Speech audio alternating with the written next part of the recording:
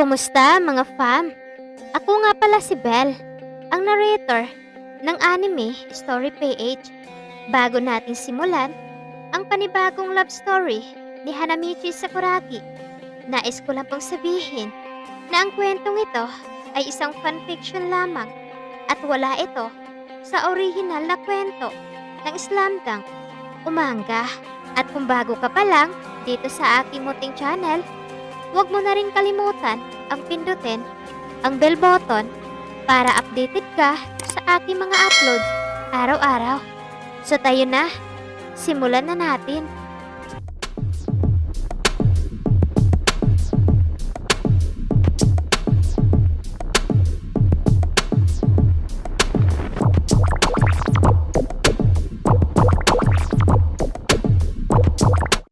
Si Hanamichi Sakuragi ay sumali nga sa basketball team ng Shohoku para mapansin at mapasaya ang kanyang crush na si Haruko Akagi.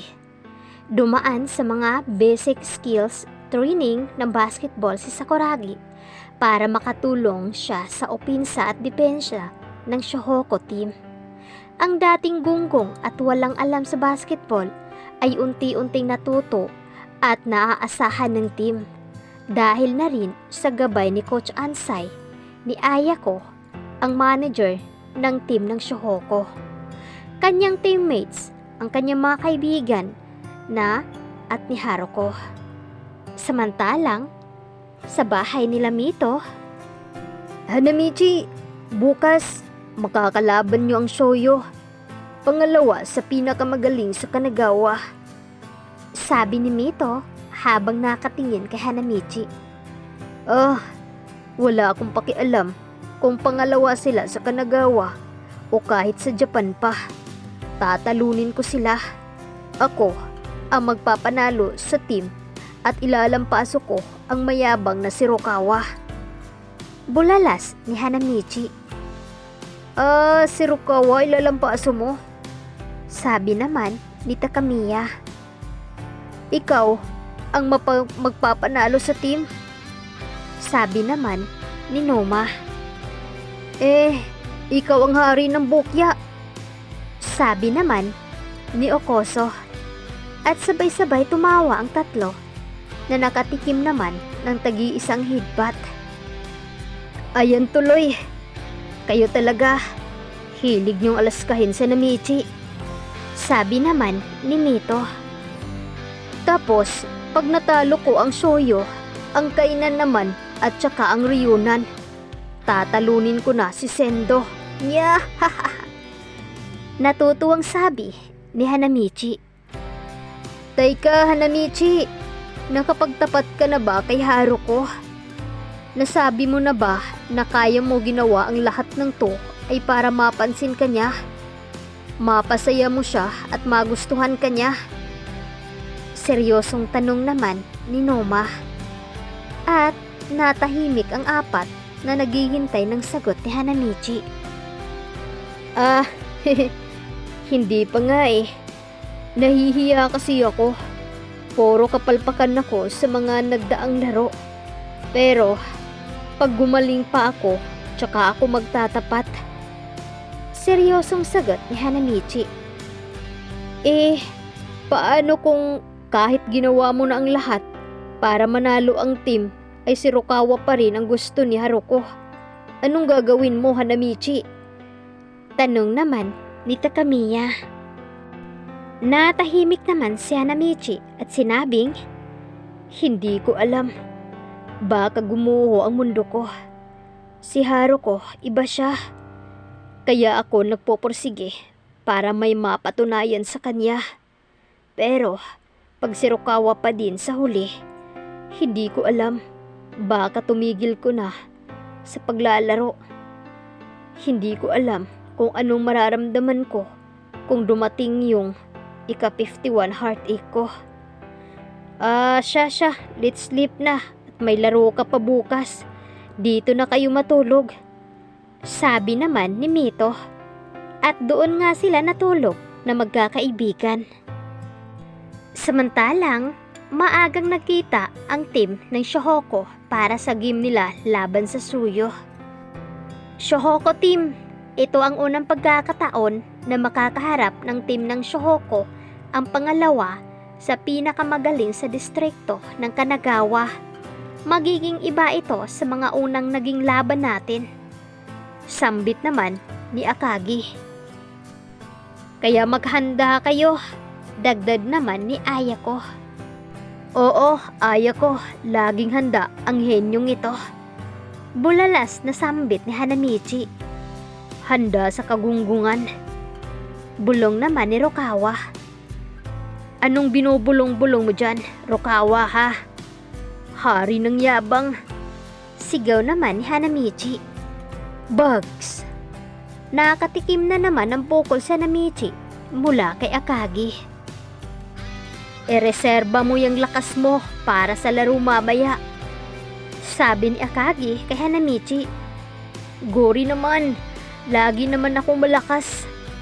Sagot naman ni Hanamichi. Sige, ang first 5 ay sina Akagi, Rukawa, Mitsui, Miyagi. At sige, ikaw Hanamichi. Anunsyo naman ni Coach Ansay. Talaga, Tatang? Ang galing mo talaga. Alam mo talaga na henyo ako at ako ang magpapanalo sa team. Nyahaha. Pagyayabang ni Hanamichi habang hinihimas ang baba ng coach. Kasali ka sa first 5? Tanong naman ni Miyagi. Kulot! Galit na sabi ni Hanamichi. Coach, baka po nagkakamali kayo. Tanong naman ni Mitsui. Michi!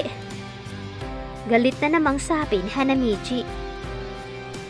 Maaga kang mapapatalsik sa laro niyan. Bulong naman ni Rukawa.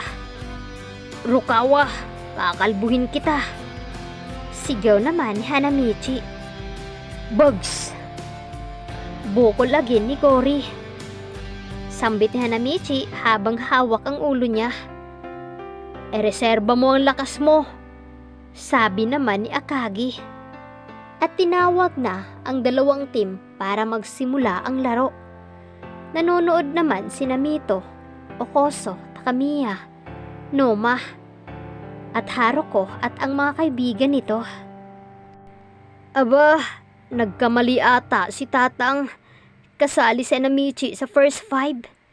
Sabi naman ni Noma. Wow, Sakuragi! Galingan mo! Sigaw naman ni Haruko. At kumaway naman si Hanamichi sa kanya na namumula ang mukha. Napansin naman ni Hanamichi na biglang namula ang mukha ni Haruko at parang hugis heart ang mata. Nakita niyang nakatingin nito kay Rukawa.